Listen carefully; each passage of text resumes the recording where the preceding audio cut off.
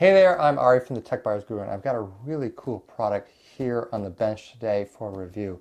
Now this is something a little bit different for the channel, but not that different. This is actually a smart toy train. And so if you've seen some of the other videos on this channel, you know that I review, for instance, a lot of smart home products and a lot of remote control products. Well, this is actually a train set that combines those kind of features with a classic train design. So what I have set out in front of me is something that probably most people will recognize. This is a Brio train. And so basically, if you've lived in the past 100 years, you've played with a Brio train set or a knockoff more recently. Now, the original Brio is from Sweden. It was actually founded in the 1800s, if you could believe it. They've been around that long, and they're a major force in the toy industry. But from my point of view, Brio hasn't really done that much in terms of updating its products. One thing that I'm a little disappointed about is that they're all made in China, which they weren't originally. When I was a kid, the stuff was made in, I think in Sweden actually, still, but they don't do that anymore. And you know, they're kind of the same design, except they've gone really kind of upmarket, and a good Brio track set with trains is super expensive. And so that's why I'm very excited about this new product from Intelino. So I'm back here with the Intelino train set. I am going to be opening up the box, showing you what you get. And my daughter is here at the other side of the table. She is actually building a Brio set that we're going to try to integrate the Intelino set into. So you may hear her in the background while I show you what comes with the Intelino kit. Oh, get a little train. This looks like the engine.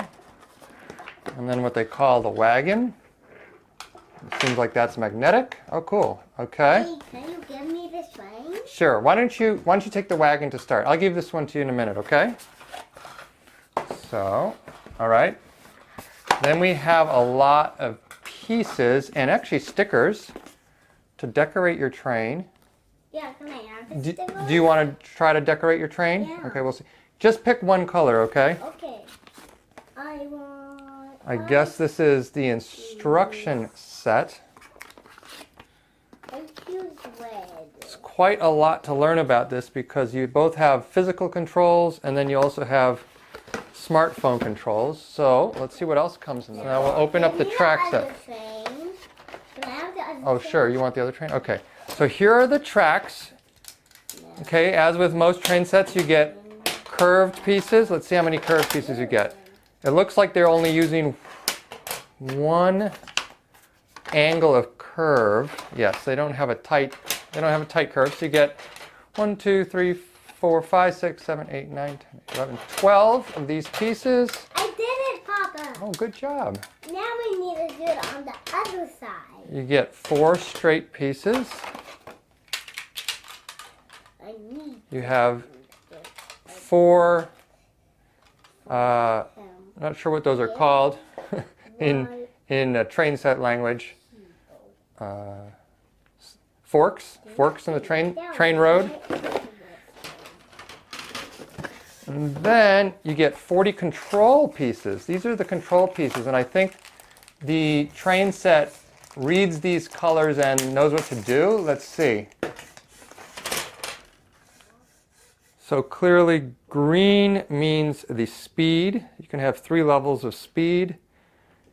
You have red that looks like a stop, and it depends how many red pieces you put in that determines how long it stops for.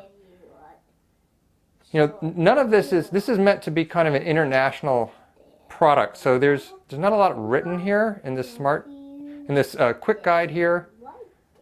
So I can't quite tell what yellow means. I see a little magnet symbol, and then red has a lightning bolt. I have no idea what that means. You can drop off the wagon. Oh, it'll actually release the magnet. That's pretty neat. That's what the magnet does.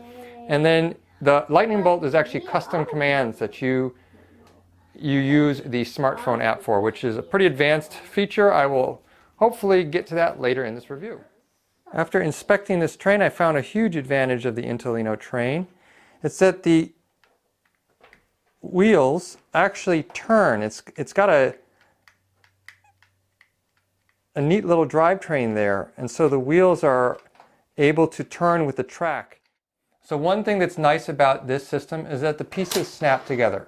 While I was a little disappointed to find that they didn't work with Brio pieces, these are again 130 years old. So there was potential for a better system. So these snap together so that I can pick up my train track or move it around in the room, and I don't have to worry about, my track coming apart every time I move it and then having to rebuild it, which was a frustration for probably any kid who's played with a train track. So here's my first take on a train track with the Intelino kit. Because of the limited number of types of pieces included, there are really only 3 types of pieces included.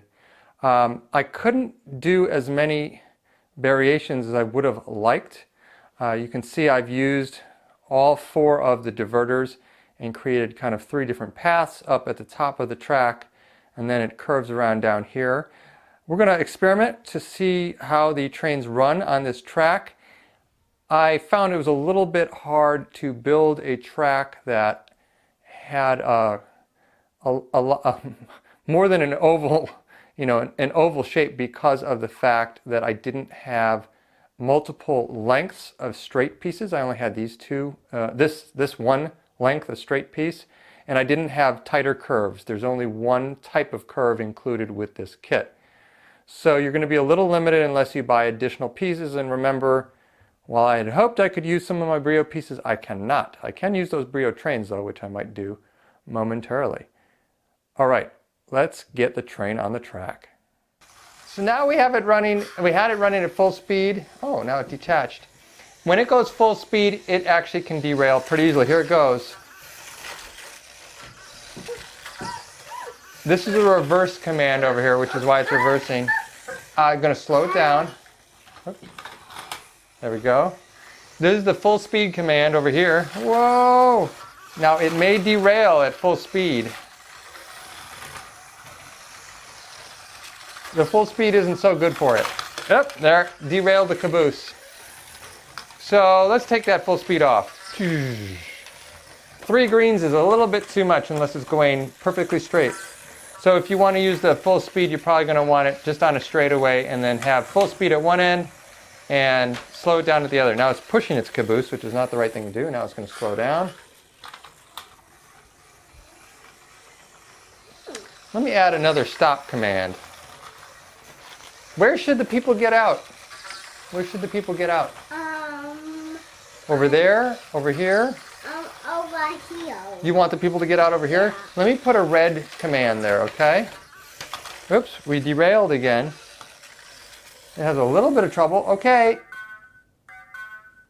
People getting out. Was that long enough for the people to get out? Yeah. Or do they need 5 seconds? We need 5. 5 seconds? Let me give them 5 seconds next time. They're going to get out over here. And maybe we'll put some horses over there for them to look at.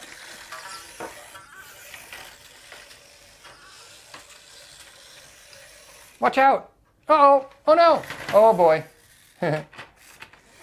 They were just gonna get out. I put another red piece on. Okay. Now we put. I think I should put a slow command before every curve, because otherwise it's really too fast. So this is going to be the slow command. Whoops. And then I can have a speed up command maybe coming out of a curve. We now have some Brio cars connected to the Intelino train. And the Intelino train can pull them, but I'll say it goes pretty fast, and I don't think the motor has a lot of torque for these heavier pieces. So occasionally it actually just detaches. It maybe gets a little stuck and it just like that, it pulled away. So if you want to use Brio pieces, which tend to be heavier because they're made of wood, you're probably going to want to go at minimum speed, which is 1 green.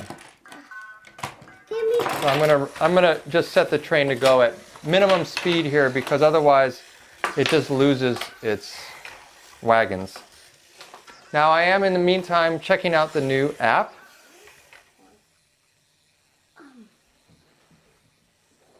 And then see if I can turn the other way. Obviously you need a little bit more space than I have here. But if you wanted to run this train, this is a remote control car. Oops. turn the wrong way there. You could. I know they could. All right, so that's what I'm showing you here. This essentially works as a remote control for your train. So it doesn't actually, and because it actually has a steerable carriage, undercarriage, it can run without a track, which is actually pretty neat. So you could take this on a trip, say with your child, and if you didn't have space for all this track, you could run it on a table, or you could run it on the floor. So that's pretty neat. You could just bring the car itself, and you've got kind of a little bit of a fun toy to have with you. So I'm going to slow it down. So there we go. What other features do I have? I could change the color. Okay. Oh, wow. See, the back lights are pink now. What do you want the front lights to be? Purple. Purple lights in the front. Aha. Purple in the front, pink in the back. Doesn't get any more fun than that. I like those color choices. Let's get it back on the track. All right.